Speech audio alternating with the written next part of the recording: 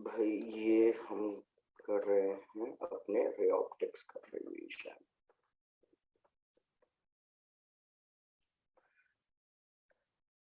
भाई ray optics में मैंने सबसे पहले आपको कराया है अबाउट प्लेन मिरर्स। मैंने आपको कहा था कि आपके एनसीईआरटी बुक वगैरह में प्लेन मिरर्स के बारे में कुछ ऐसा दे नहीं रखा है, लेकिन हमारे कॉम्पिटिटिव एग्जाम्स में प्लेन मिरर्स पे क्वेश्चन आते हैं। इसको क्या हुआ भाई?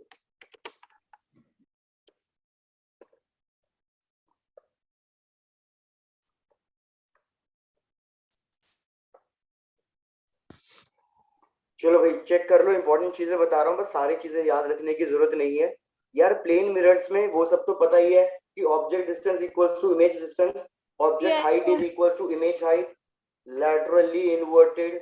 और जो इमेज बनती है वो किस टाइप की इमेज बनती है? Virtual image. ठीक है, एक बार ऐसे क्विक रिकॉल करा रहा हूँ भाई। मेन चीज तो ये थी कि हमारे पास एक तो इमेज जो बनेगी वर्चुअल इरेक्ट और वो सब फालतू h equals to H I, height of the object equals to height of the image, और जो हमारे पास इमेज डिस्टेंस है और जो ऑब्जेक्ट डिस्टेंस है वो भी सेम होगा। जो इमेज होगी वो होगी लैटरली इन्वर्टेड वगैरह। अब अगर न्यूमेरिकल पार्ट से बात करूं तो यार न्यूमेरिकल पार्ट में एक फॉर्मूला लिखवाया था मैंने आपको कि यार जैसे जैसे हमारा ऑब्जेक्ट मिरर के पास जाएगा वैसे वैसे इमेज भी क्या करेगी? इमेज भी मिरर के पास आएगी। ऐसा क्यों? अरे क्या हो गया, ये तो बिल्कुल भी याद नहीं है मेरे को, ऐसा लग रहा है तुम लोगों को। भाई मैंने बोला था तुम्हें कि अगर ये हमारा मिरर है और ये मिरर रेस्ट पे है, velocity of the mirror is 0, तो ये अगर हमारा कोई ऑब्जेक्ट है और वो मिरर को अप्रोच कर रहा है तो भैया हमारी इमेज भी क्या करेगी? अप्रोच। हमारी मिरर भी क्या कहते हैं, हमारी इमेज भी मिरर को अप्रोच करेगी। क्यों? क्योंकि जैसे जैसे ऑब्जेक्ट हमारा मिरर के पास जाएगा ऑब्जेक्ट डिस्टेंस कम हो जाएगा, तो इमेज डिस्टेंस को भी कम होना पड़ेगा, क्योंकि ऑब्जेक्ट डिस्टेंस हमेशा इमेज डिस्टेंस के बराबर होता है। तो इमेज भी हमेशा क्या करेगी? मिरर को अप्रोच करेगी। और मैंने आपको एक इंपॉर्टेंट फॉर्मूला इसमें याद रखने के लिए बोला था कि VOM is equals to minus of VIM, मतलब velocity of object with respect to mirror. Object जितनी वेलोसिटी से जाएगा मिरर की तरफ, इमेज भी उतनी ही वेलोसिटी से जाएगी मिरर की तरफ, लेकिन अपोजिट डायरेक्शन में। जैसे मेरा ऑब्जेक्ट अगर प्लस एक्स एक्सिस की तरफ जा रहा है तो इमेज किधर जाएगी? माइनस एक्स एक्सिस की तरफ, इसलिए यहाँ पे माइनस साइन लग रहा है। अब ये रिलेटिव वेलोसिटी है, तो रिलेटिव वेलोसिटी का फॉर्मूला होता है VO minus VM is equals to minus of VI minus VM। ये था सबसे इंपॉर्टेंट फॉर्मूला जो मिरर में हमें प्लेन मिरर के अंदर यूज करना पड़ता है। भैया कुछ याद आया? आ गया सर, आ गया। चलो डन। फिर फिफ्थ पॉइंट तो वो था कि भैया अगर कोई पर्सन मिरर के सामने खड़ा है और वो अपनी पूरी इमेज देखना चाहता है तो minimum length of the mirror कितनी होनी चाहिए? हमारी इमेज की हाफ। भाई बिल्कुल, हमारी हाइट के हाफ। तो लेंथ ऑफ द मिरर जो हमें चाहिए ताकि हम अपनी पूरी इमेज देख सके मिरर के अंदर, तो वो था L इक्वल्स टू H/2, जहाँ पे H है height of the person. Yes sir. और ऐसे ही सिक्स पॉइंट ये था कि अगर भाई मैं बीच में खड़ा हूँ, सामने मिरर है और मैं अपनी पीछे वाली वॉल की पूरी इमेज देखना चाहता हूँ मिरर में। रिपीट, मैं बीच में खड़ा हूँ, मेरे सामने मिरर और मेरे पीछे वॉल, मैं अपनी वॉल की पूरी इमेज मिरर में देखना चाहता हूँ, तो minimum length of the mirror कितनी चाहिए होती है? डबल नहीं, H/3 चाहिए होती है। लेकिन इस केस में H height of the person नहीं, हाइट ऑफ द वॉल हो। समझा देता हूँ फिर से। भाई काफी बच्चों को ऐसा था उस टाइम पे, जैसे रे ऑप्टिक्स वाली क्लास में नहीं होंगे, काफी बच्चे जैसे नहीं से ही दिख रहे हैं मेरे को। रिपीट कर देता हूँ। जैसे मैंने कहा था कि ये प्लेन मिरर है और यहाँ पे कोई पर्सन खड़ा है। ये पर्सन अपनी पूरी इमेज देखना चाहता है मिरर में। अगर ये पर्सन अपनी पूरी इमेज देखना चाहता है मिरर में, तो कम से कम कितना बड़ा मिरर होना चाहिए? अगर उससे छोटा मिरर हुआ तो आप अपनी पूरी इमेज नहीं देख पाओगे। तो मिनिमम लेंथ कितनी होनी चाहिए इस मिरर की? हमारी हमने- हाइट की हाफ। बिल्कुल, तो हमने डिस्कस कर लिया था हमारी हाइट के हाफ। लेकिन अब मैं दूसरी सिचुएशन में क्या बता रहा हूं कि ये हमारे पास वॉल है, बीच में हम खड़े हैं और यहाँ पे अब मिरर है। तो अब मिरर की कम से कम लेंथ कितनी होनी चाहिए जिससे कि हम ये वॉल को पूरा, इस दीवार को पूरा देख सकें मिरर के अंदर। लेकिन इसके अंदर एक शर्त थी, कंडीशन थी। क्या कंडीशन थी? कि पर्सन बिल्कुल बीच में खड़ा होना चाहिए, ये डिस्टेंस और ये डिस्टेंस सेम होना चाहिए। तो हमने देखा था उस केस में लेंथ ऑफ द मिरर कितनी आती है? h/3 आती है, जहां पे h height of the person नहीं है, h है हाइट ऑफ द वॉल। भैया ये भी क्लियर हुआ? Yes sir. Yes sir. तो ये मैंने आपको कितने पॉइंट्स बताया अभी? ये मैंने आपको बताया 6 पॉइंट्स। Yes sir. उसके बाद 7th पॉइंट क्या था भाई?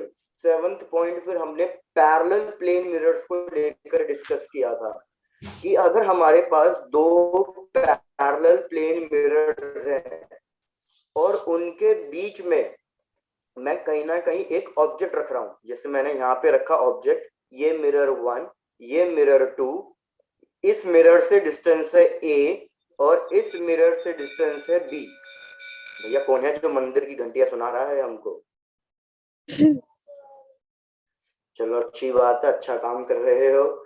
वे रिपीट, दो पैरेलल प्लेन मिरर्स हैं, एक मिरर 1 एक मिरर 2, इनके बीच में कहीं ना कहीं ऑब्जेक्ट रखा हुआ है। मिरर 1 से ऑब्जेक्ट डिस्टेंस है A, मिरर 2 से ऑब्जेक्ट डिस्टेंस है B। तो मेरे को बताओ पहले तो कितनी नंबर ऑफ इमेजेस बनेगी? सर 2 बनेगी। अरे वाह, बहुत बढ़िया। तो आप भूल चुके हो कंसेप्ट। अगर पैरेलल प्लेन मिरर्स है तो बिल्कुल कितनी बनेगी? 2n into a plus b। वो तो किसी और चीज का फॉर्मूला है। नंबर ऑफ इमेजेस इनफाइनाइट बनेगी। अब जो आप हाँ, सुन लो, नंबर ऑफ इमेजेस इनफाइनाइट बनेगी। लेकिन मैं कह रहा हूं जैसे भैया इसकी पहली इमेज और इसकी भी पहली इमेज, अब इन दोनों के बीच में डिस्टेंस पूछूं मैं, सिमिलरली इसकी बनेगी सेकेंड इमेज, क्योंकि इनफाइनाइट बनाएंगे ना दोनों मिरर्स। इसकी सेकेंड इमेज, इसकी भी सेकेंड इमेज। तो इन दोनों के बीच का डिस्टेंस, भैया ये डिस्टेंस अगर कैलकुलेट करने के लिए पूछूं तो ये डिस्टेंस कैलकुलेट करने का फॉर्मूला हुआ करता था कि भैया distance between the images 2n into a plus b। Very good. Distance between the images का formula 2n into a plus b, जहां पे n था नंबर ऑफ इमेजेस कि आप कौन सी इमेज की बात कर रहे हो, और यहाँ पे a plus b क्या है? Distance between the mirrors. Yes sir. जैसे मैं इस केस में suppose distance between the mirrors ले रहा हूं, ऐसी अज्यूम कर लेता हूं कि डिस्टेंस बिटवीन दी मिरर्स में ले लेता हूं 2 मीटर्स, मतलब a प्लस b की वैल्यू 2 मीटर्स, और मैं नंबर ऑफ इमेजेस की बात कर रहा हूं। थर्ड इमेज के बीच का डिस्टेंस बताओ, तो बताओ कितना आएगा थर्ड इमेजेस के बीच का डिस्टेंस? 12 मीटर। 2 into 3, बिल्कुल, into 2, तो ये हो जाएगा हमारे पास 12 मीटर। तो थर्ड इमेजेस के बीच का डिस्टेंस आ गया था 12 मीटर। हाँ जी। ओके, भैया याद आ गई ये वाली सिचुएशन में? आ गई सर। बढ़िया बढ़िया। और फिर लास्ट में प्लेन मिरर का लास्ट पॉइंट बचा बस। प्लेन मिरर का लास्ट पॉइंट था inclined plane mirrors. Yes sir. कि अगर हमारे पास प्लेन मिरर्स दो एंगल्स पे रखे हुए हैं, हाँ जी, तो फिर उसकी नंबर ऑफ इमेजेस कैसे कैलकुलेट करोगे? जैसे मैंने कहा ये हमारे पास दो प्लेन मिरर्स हैं, इसको मिरर M1 कह दिया, इसको मिरर M2 कह दिया, और इन दोनों के बीच में एंगल है थीटा, और यहाँ पे कहीं ऑब्जेक्ट रखा हुआ है। तो अब इनफाइनाइट इमेजेस नहीं बनेगी, लेकिन अब कितनी, हाँ अब कितनी इमेजेस बनेगी ये कैलकुलेट करना है। तो ये कैसे कैलकुलेट करेंगे? 3 6 थीटा। तो आओ, इसका मेथड मैंने बताया था कि सबसे पहले आप एक वेरिएबल है कुछ n, इसकी वैल्यू कैलकुलेट करोगे, और n का फॉर्मूला होता है 360 डिवाइडेड बाय थीटा। अब आप चेक करोगे कि जो ये n है, ये n की वैल्यू क्या आ रही है? ऑड आ रही है, इवन आ रही है, या फिर डेसिमल में आ रही है, फ्रैक्शन में आ रही है। तो इसमें एक केस ये था कि अगर भैया n की वैल्यू E1 आ जाए तो नंबर ऑफ इमेजेस हमेशा होता है n n minus one. minus 1. n minus I लिख दिया मैंने गलती से, n minus one. Yes sir. दूसरा था कि अगर n की वैल्यू ऑड आ जाए तो फिर आप चेक तो करोगे सेम रहता था। Same. सेम या फिर n माइनस वन। 1 symmetric. बिल्कुल, n वैल्यू रहेगी असिमेट्रिक के केस में हाँ और जी, n माइनस वन होगा सिमेट्रिक के symmetric केस के में। केस में. Yes sir. बिल्कुल, सिमेट्रिक और असिमेट्रिक याद है क्या होता था? सिमेट्रिक का मतलब कि हमारा ऑब्जेक्ट बिल्कुल एंगल बाइसेक्टर पे प्लेस्ड है, तभी तो Yes sir. सिमेट्री बनेगी। सिमेट्री का मतलब ऊपर वाला और ये नीचे वाला एंगल सेम है। तो Yes, सिमेट्री sir. के केस में n माइनस वन, और अगर ऑब्जेक्ट यहाँ पे नहीं है कहीं और है तो तो फिर वो हो n. जाएगा असिमेट्रिक, तो वो n। बिल्कुल। Yes sir. फिर बस तीसरा केस था, लास्ट केस, Fraction और decimal वाला. बिल्कुल, कि हमारी n की वैल्यू डेसिमल में आ रही है तो नंबर ऑफ इमेजेस होती है Integral integral value value. of n. बिल्कुल सही, integral value of n। So ये मेरा फेवरेट चैप्टर बन गया था तब. जैसे n की वैल्यू अगर मैं 7.1 ले रहा हूँ, चैप्टर भी इंटरेस्टिंग ही है नो डाउट, 7.1 लिया या 7.6 लिया सपोज, तो हमारी इमेजेस कितनी बनेगी? आप बस इसकी डेसिमल वैल्यू कट कर देना, आपको सिर्फ इंटीजर वैल्यू लेनी है, दैट इज 7। 7. Yes sir. हाँ जी.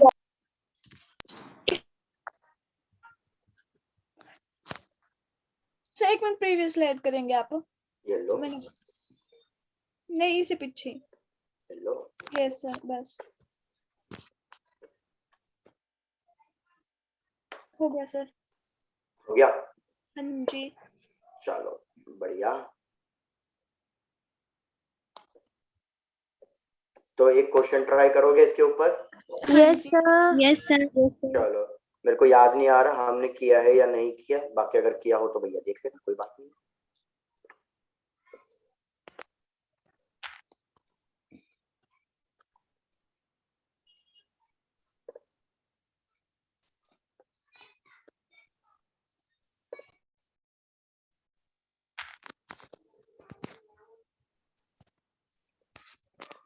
एक मिनट बस, क्वेश्चन को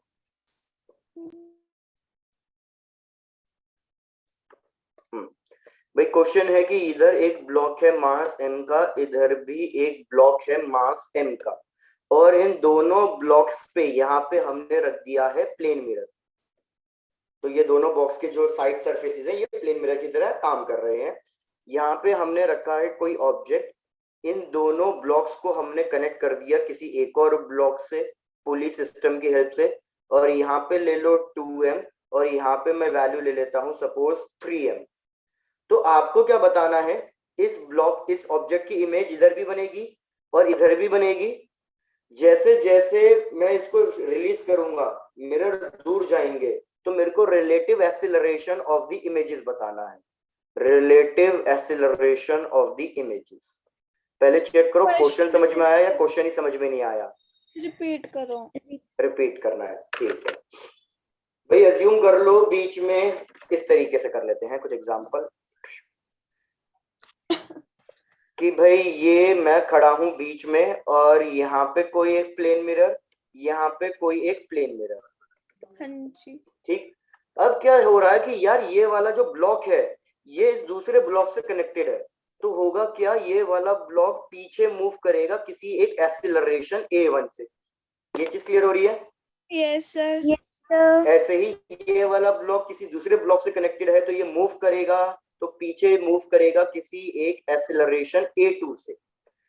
तो यही चीज इधर इमेजिन करो कि यार ये मिरर पीछे मूव कर रहा है किसी एक्सीलरेशन a1 से, तो जो मेरी इमेज है वो भी किसी एक्सीलरेशन से मूव करेगी, क्योंकि ये एक्सीलरेशन तो मैंने किसकी बताई है, मिरर की बताई है।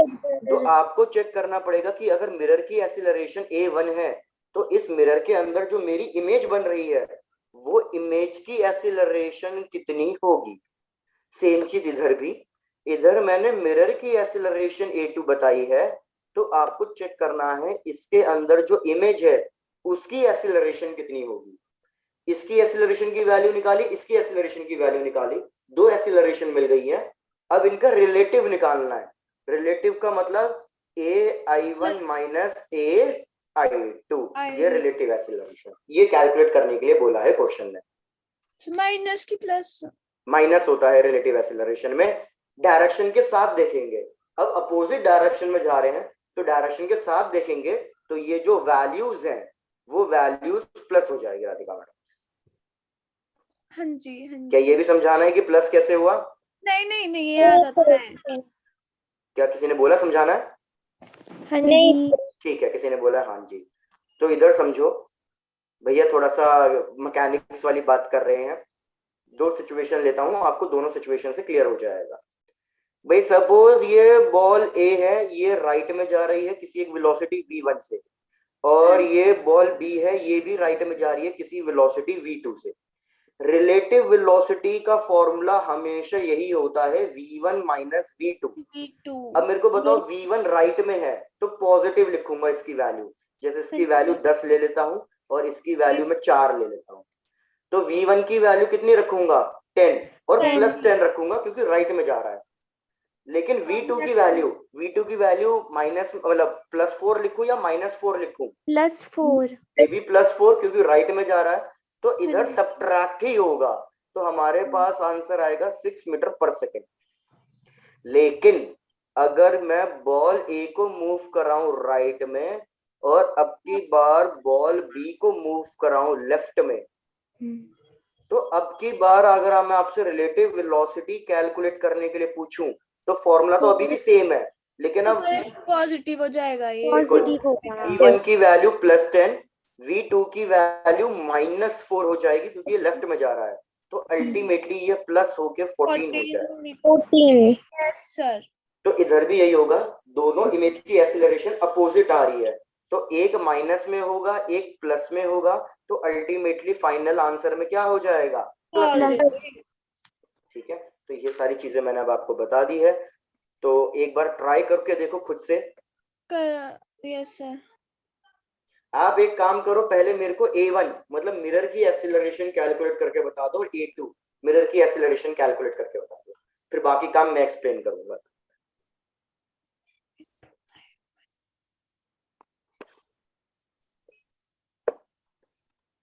थोड़ा डिफिकल्ट क्वेश्चन है क्योंकि ये थोड़ा सा एडवांस वाला क्वेश्चन टाइप है।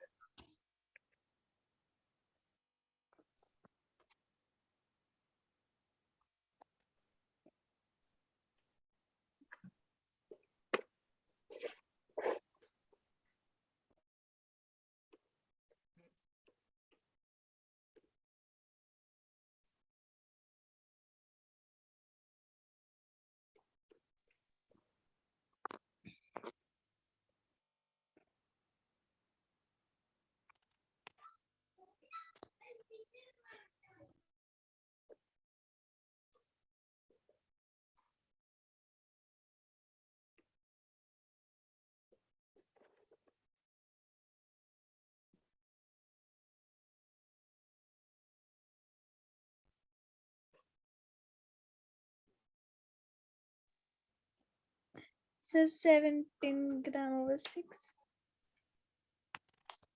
मैंने तो बोला था तुम्हें सिर्फ a1 और a2 की वैल्यू फाइंड कर देते। मैंने कर लिया प्लस करके सर, पर गलत हो सकती है, मैंने ना इसमें। हाँ तभी तभी तभी। चलो भाई इधर सुनो, मैं सॉल्व करके दिखा रहा हूँ, बाकी यहाँ तक जितना तुमने कैलकुलेट किया है कह सकते हो उतना बिल्कुल सही है।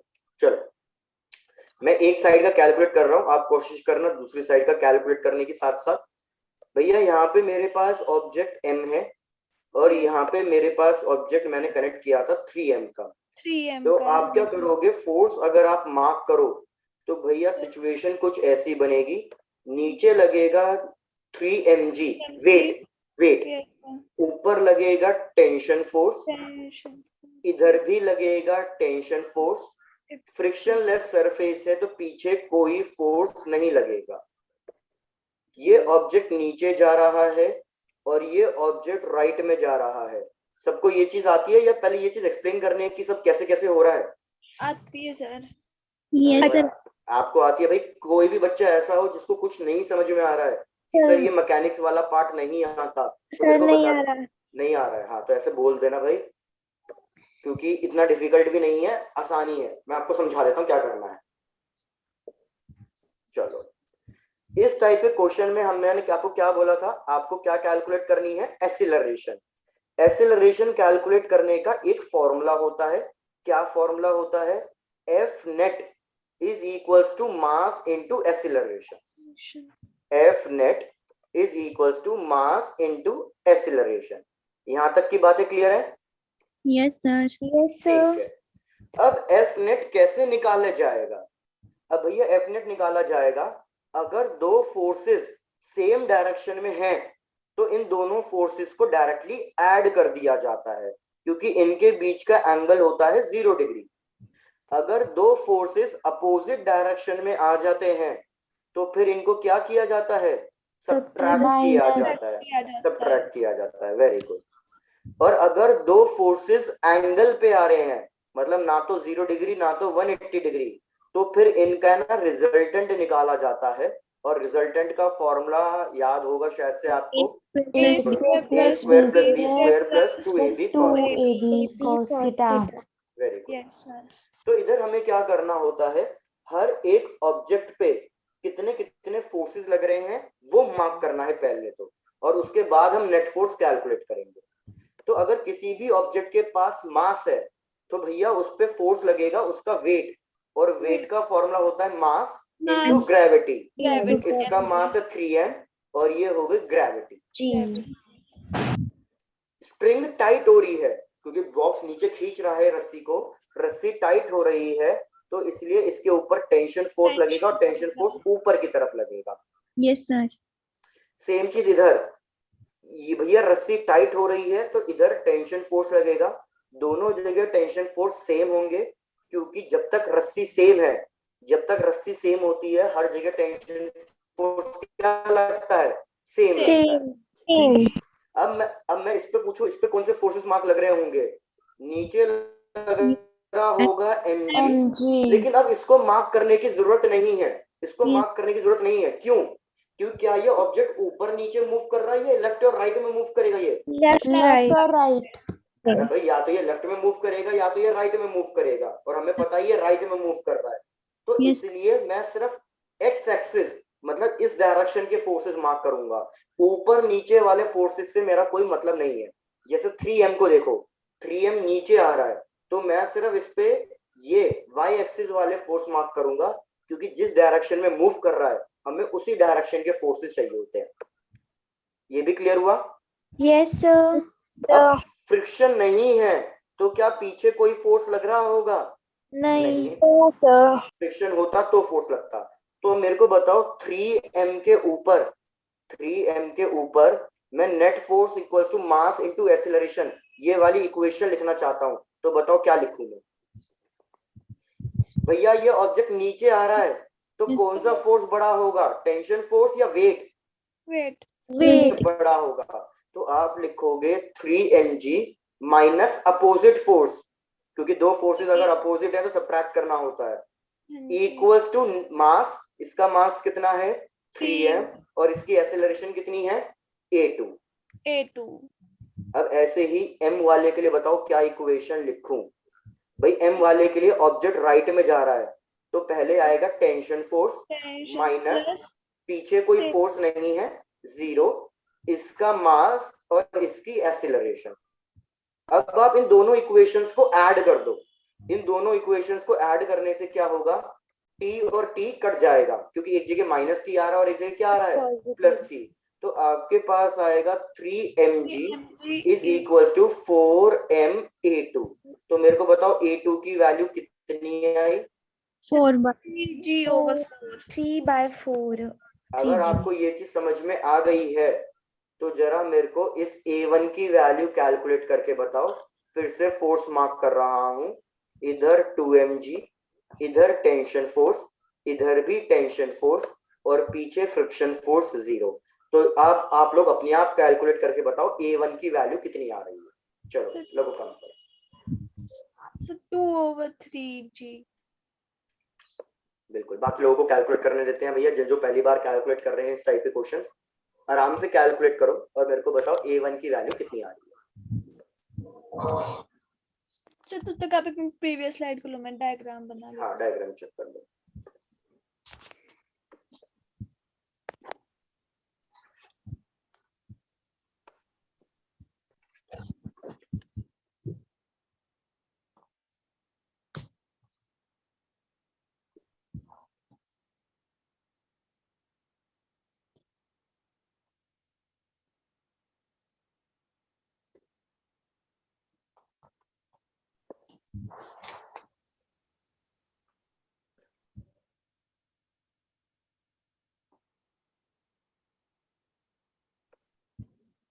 To G by three.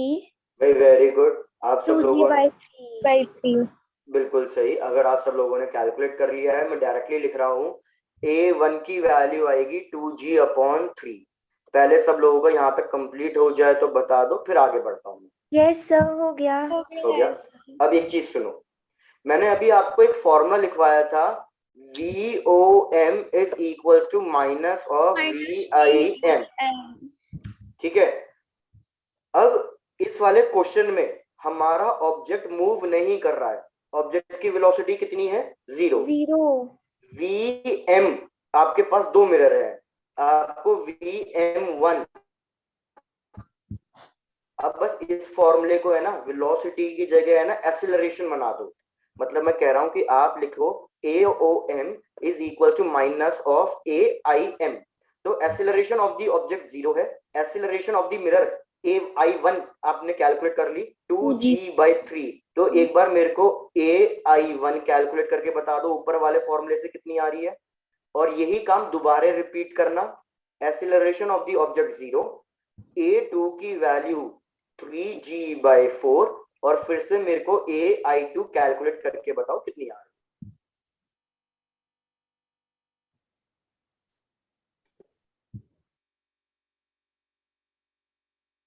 जैसे मैं आपको पहला वाला कैलकुलेट करके दिखाता हूं, आप चेक करें प्लीज। भैया हमारे पास फॉर्मूला है AO minus AM is equal to minus of AI minus AM। ये तो 0 हो गया, तो माइनस AM की वैल्यू हो गई हमारे पास 2G/3 इज इक्वल टू फिर से माइनस AI की वैल्यू हमें कैलकुलेट करनी है, और AM की वैल्यू कितनी हो गई है भाई? फिर से गिवन तो है ना 2G/3, तो ये हो जाएगा minus 2G/3 is equal to minus of AI plus of 2G/3। इसको इधर ले जाओ तो AI की वैल्यू आएगी 4G/3, मतलब पहले वाले की डबल। तो ऐसे ही मैं AI2 लिख सकता हूं, AI2 कितनी आएगी? 6G/4। Yes sir. Yes sir. सबको समझ में आ गया है? Yes sir. Yes, sir.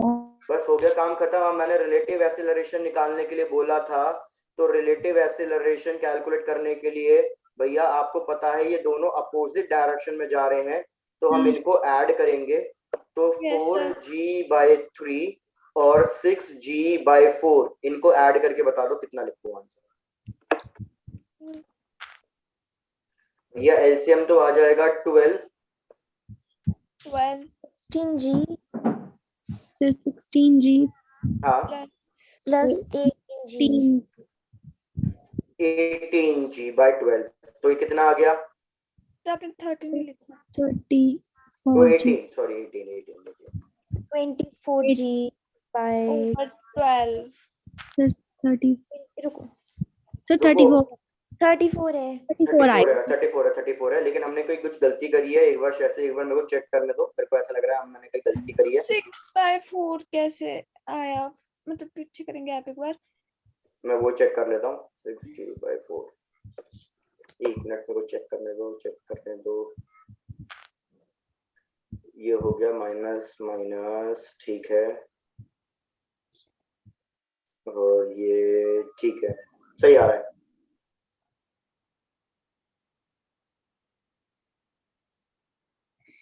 आपको ये रिपीट करना है कि 6G/4 कैसे आया? नहीं, मेरे को लगा यहाँ ही नहीं हो गलती। नहीं नहीं, सही आंसर, कहीं गलती नहीं करी है, मैंने चेक कर लिया है। अब मेरे को बता दो, किसी को रिपीट करना है ये question? No sir sir sir, तो सर, हमारे पास, हाँ बोलो। ये जो ना सबसे ऊपर वाला स्टेप है, इसको बताना एक बार। ये वाला स्टेप, हाँ जी। ठीक है यार, ये मैंने बस फॉर्मूला, इस फॉर्मूले को एक्सपैंड करके लिखा। ये वेलोसिटी के टर्म्स में है, तो यही फॉर्मूला मैंने एक्सीलरेशन के टर्म्स में कर दिया।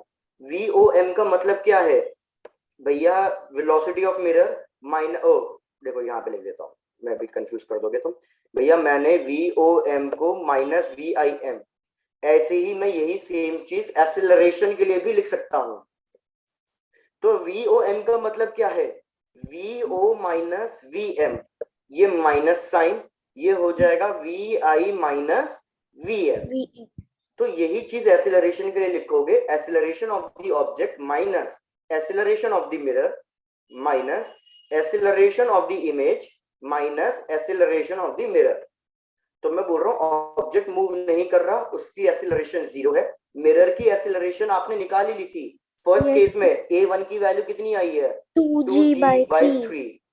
ये minus AI as it is, minus minus plus हो जाएगा, ब्रैकेट ओपन करूंगा तो, और acceleration of the mirror 2G/3। इसको इधर ले जाओगे तो ये भी माइनस में बन जाएगा, मतलब ये दोनों वैल्यूज ऐड होगी तो आप इनको आंसर डायरेक्टली लिख दोगे 4G/3। और यहाँ पे माइनस साइन यही इंडिकेट कर रहा है कि हमारे पास जो एक्सीलरेशन आ रही है वो लेफ्ट साइड आ रही है। तो इसको तो मेरे को पता ही था, इसलिए मैंने आंसर में यहाँ पे माइनस नहीं लिखा। स्टेप समझ में आया आपके? यस सर, आ गया। ठीक है, तो मैंने देखा कि एक्सेलरेशन डबल हो रही है। बस अब यही चीज है ना, माइंड में याद रखना, बार बार ये स्टेप करने की जरूरत नहीं पड़ेगी। अगर कभी भी ऑब्जेक्ट रेस्ट पे है, यहाँ पे समझा देता हूं, अगर कभी भी ऑब्जेक्ट मूव नहीं कर रहा और मिरर मूव कर रहा है किसी एक स्पीड से, जैसे मैंने ये स्पीड ले ली फिर से 2 मीटर पर सेकेंड, तो अभी भी तो ऑब्जेक्ट डिस्टेंस कम हो रहा है। बस अब की बार ऑब्जेक्ट मूव नहीं कर रहा, मिरर मूव कर रहा है, तो अभी भी तो ऑब्जेक्ट डिस्टेंस कम हो रहा है।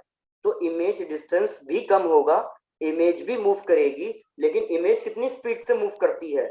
याद रखना, इसकी डबल स्पीड से, दैट इज 4 मीटर पर सेकेंड। इसलिए यहाँ पे भी डबल हुआ।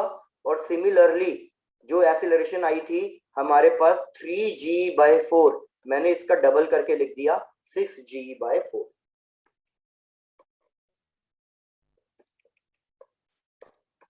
यस सर, हाँ जी, आ गया। आ गया? सर इससे पहली वाली स्लाइड, ये वाली, सर इससे पहले वाली। Yes sir. इस पे एक क्वेश्चन और कर लो, थोड़ी सी क्लैरिटी मिल जाएगी कैसे सॉल्व करना है। एक Yes, क्वेश्चन और sir. कर लो, बिल्कुल।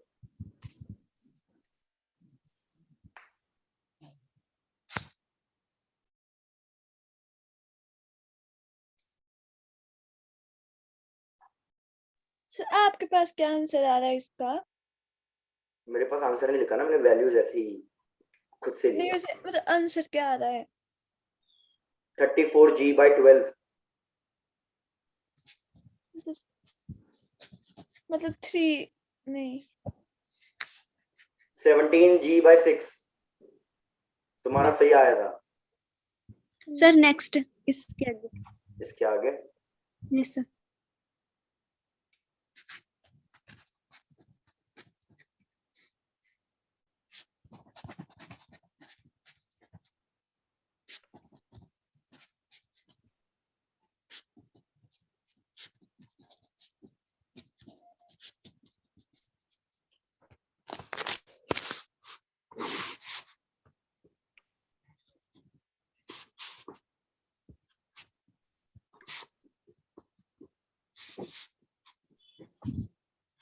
भाई कोई ऐसा हो जिसको अभी भी नहीं समझ में आया है कुछ, तो पूछ लेना।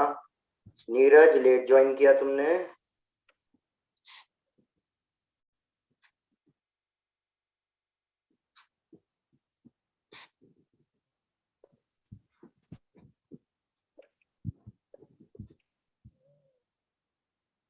हो गया? बढ़ूं आगे नेक्स्ट स्लाइड पे?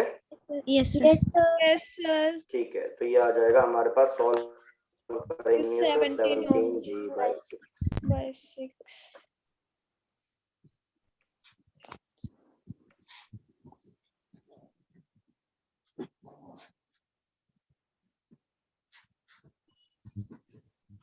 यस सर, हो गया। चलो भैया नेक्स्ट क्वेश्चन पे आ जाते हैं।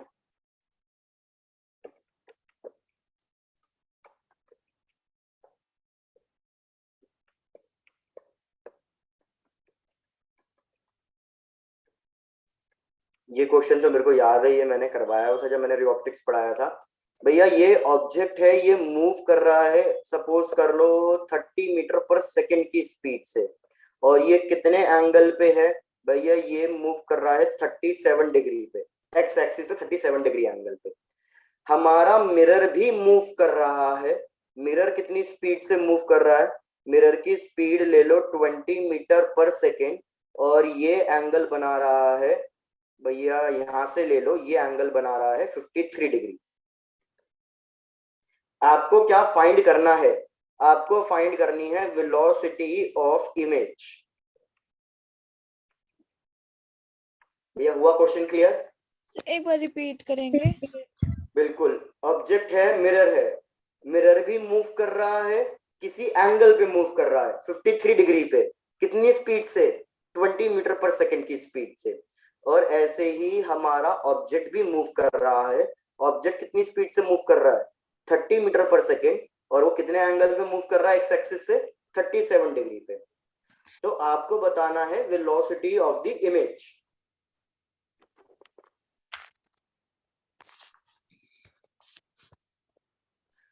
और आपको आंसर वेक्टर फॉर्म में बताना है, ये चीज याद रखें, आपको आंसर वेक्टर फॉर्म में बताना है।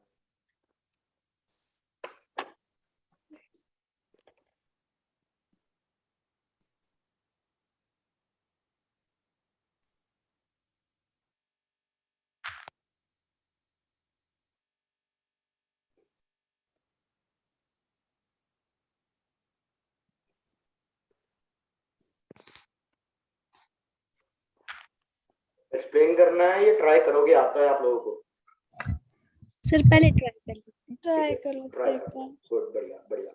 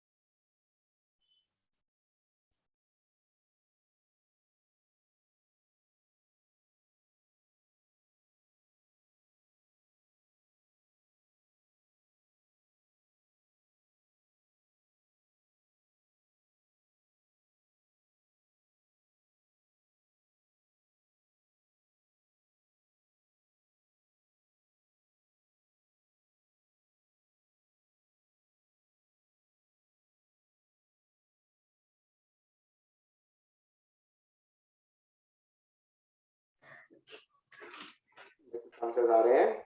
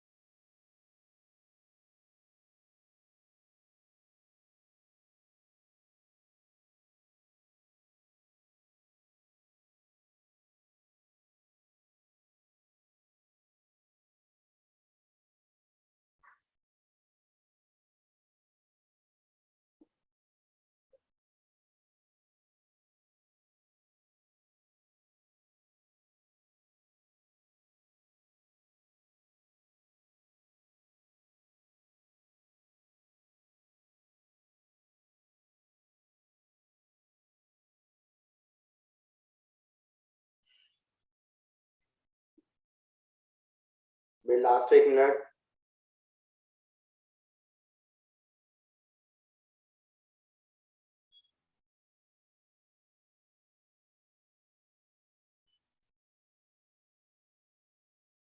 सर आप ही करवा दो।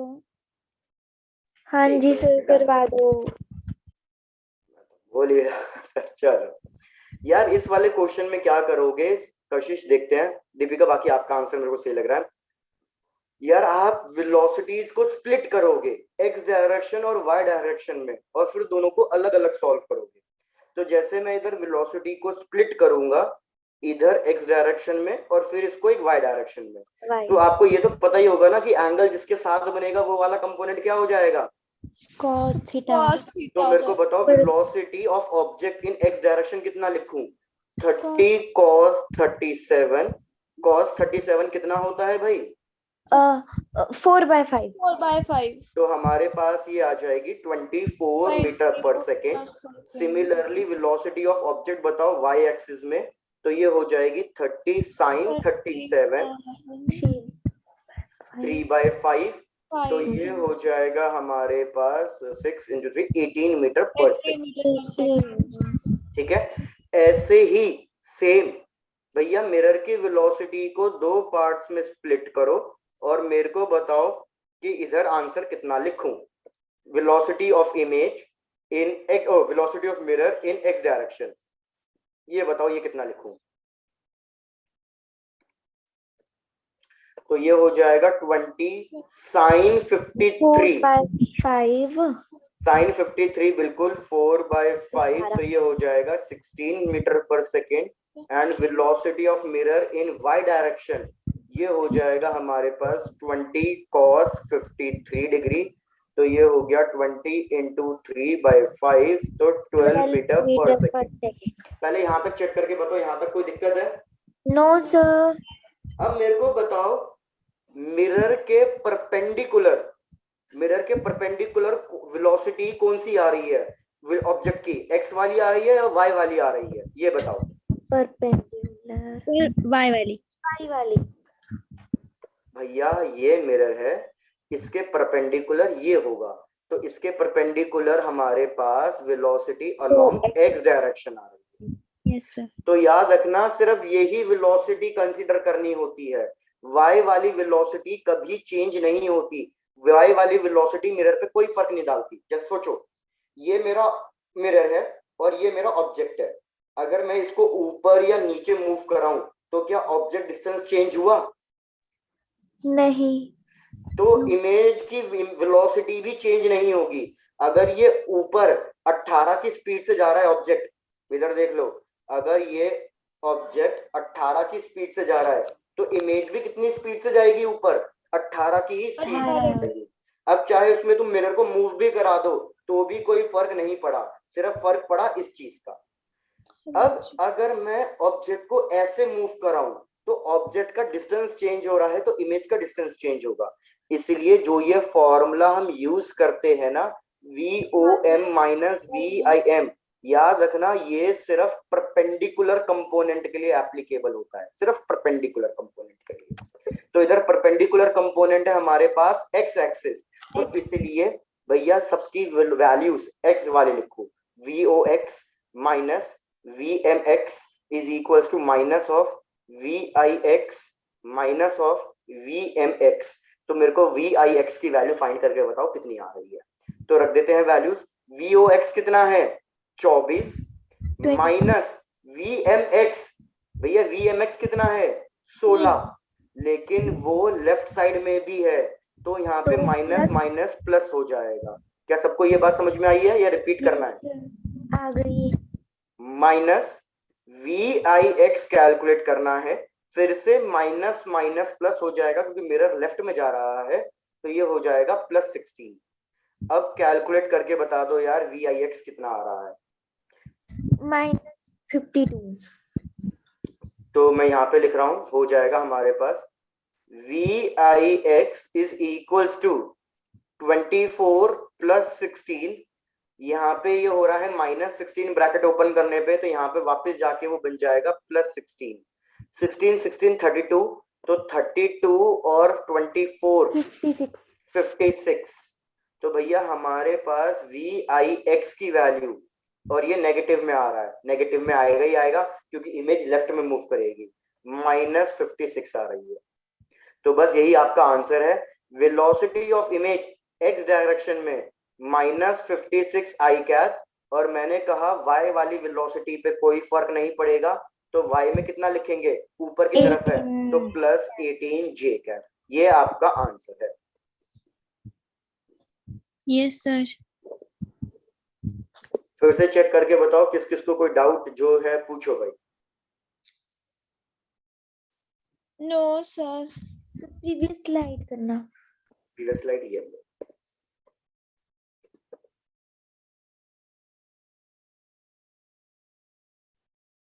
ये परपेंडिकुलर कंपोनेंट हो गया मिरर के लिए, और ये पैरेलल कंपोनेंट हो गया। बस इतना याद रखना, parallel component remains constant, parallel component पे फर्क नहीं पड़ता, फर्क जो पड़ेगा वो सिर्फ परपेंडिकुलर कंपोनेंट पे पड़ता है।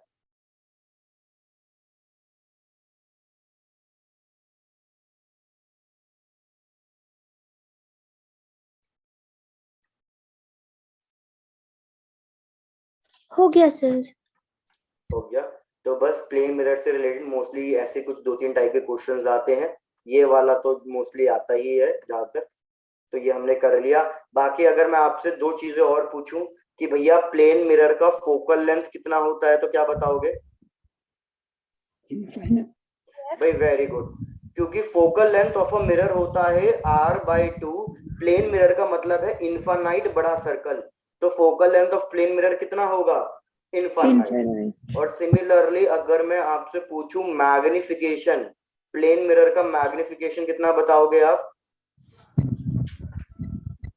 0 0 क्यों होगा? +1 होगा। +1 क्यों होगा?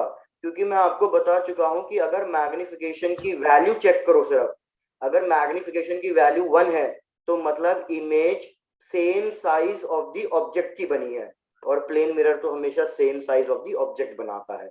अगर मैग्निफिकेशन की वैल्यू ग्रेटर देन 1 है तो मतलब इमेज कैसी बनी है, बड़ी। बड़ी, लेकिन प्लेन मिरर में बड़ी नहीं बनती। और अगर मैग्निफिकेशन की वैल्यू लेस देन 1 है तो डिमिनिश्ड, लेकिन प्लेन मिरर में डिमिनिश भी नहीं होती, प्लेन मिरर में तो सेम साइज होती है, तो वैल्यू तो 1 होनी है।